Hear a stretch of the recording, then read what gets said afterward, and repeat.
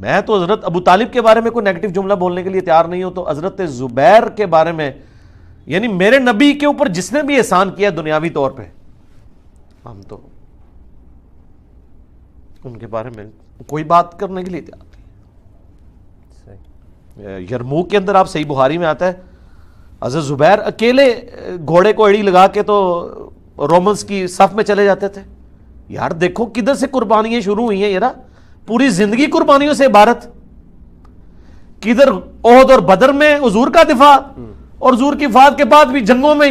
اتنی بڑی لائف سٹیک کے اوپر کہ اکیلا ایک بندہ رومن امپائر کی جو ہے وہ صفوں کو چیرتے ہوئے آگے چلا جاتا ہے۔ اب آپ ان کے ایمان کا فیصلہ کریں گے یہاں بیٹھ کے، تو میں تو حضرت علی کے ساتھ ہوں، اور جو حضرت علی کا قول ہے فضائل صحابہ میں مصنف ابن ابی شیبہ میں کہ میں اللہ سے امید کرتا ہوں کہ میرے عثمان اور طلحہ اور زبیر کے بارے میں کہ ہم جنت میں آمنے سامنے بیٹھے ہوں گے تختوں پہ ٹیک لگائے ہوئے، اللہ تعالیٰ ہمارے دلوں سے وہ قدورت نکال دے گا جو کوئی اگر اختلاف آ گیا۔ تو میں تو نہیں مانتا کہ حضرت زبیر اور طلحہ کے بارے میں، اور اما عائشہ کی تو کوئی بات ہی نہ کرے جی، وہ تو مولا علی نے محمد بن ابی بکر کے ساتھ ان کو روانہ کیا ہے، ٹھیک ہے، پوری زندگی وہ روتی رہی ہیں، ان کا دوپٹہ تار ہو جاتا تھا، انہوں نے تو کہا کہ مجھے رسول اللہ کے ساتھ دفن نہیں کرنا، مجھے میری سوکنوں کے ساتھ دفنانا۔ شیخ البانی نے باقاعدہ یہ بخاری اور مصنف ابن شیبہ کی حدیثیں جمع کر کے ہوب کے انڈر انہوں نے لکھا کہ واضح یہ اما عائشہ کا اشارہ اسی طرف ہے جو ان سے جنگ جمل میں مسئلہ ہوا، کہ انہوں نے کہا کہ بلکہ بخاری کے الفاظ ہیں، میں نہیں چاہتی کہ میری ابو بکر عمر اور رسول اللہ کے جیسے لوگ میری تعریف کریں، مجھے سوکنوں کے ساتھ دفن کرنا۔ تو میرا خیال ہے جب عام بندوں کو تو آپ یہ کہہ رہے ہیں کہ یار مرنے سے پہلے اگر توبہ کر لو غرغرے سے تو قبول ہے، تو جن کی پوری زندگی قربانیوں سے عبارت ہے، کہیں ایک دو جگہ ان سے مس ہینڈلنگ ہوئی ہے اور انہوں نے توبہ کر لی، وہ زیرو سے ملٹیپلائی ہو گئے۔ آپ کی پوری زندگی گناہوں سے عبارت ہے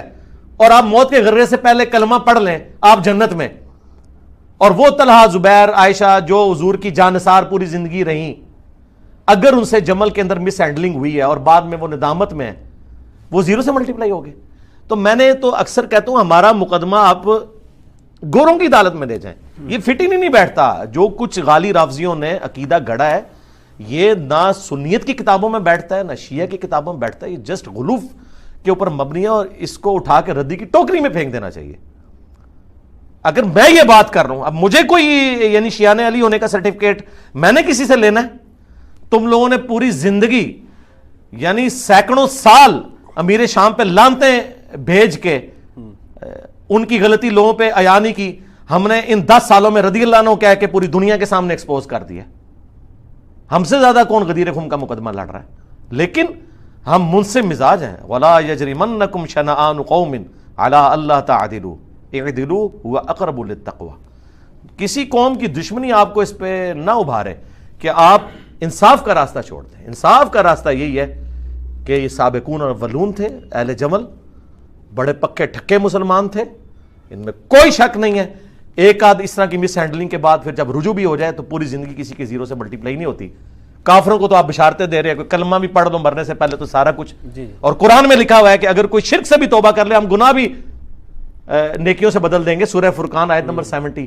تو کیا حضرت عائشہ طلحہ زبیر کی توبہ نے ان کی اس غلطی کو نیکیوں سے نہیں بدلا؟ شرک اگر نیکی سے بدلا جاتا ہے، شرک سے تو چھوٹا ہی گناہ ہے نا امام وقت کی بیعت سے ہٹنا۔